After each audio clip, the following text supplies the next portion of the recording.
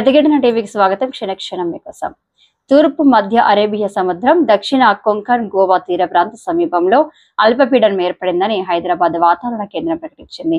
ఇది ఉత్తర దిశగా కదులుతూ రాగల 36 గంటల్లో మరింత బలపడి వాయుగుండంగా మారే అవకాశం ఉందని పేర్కొంది.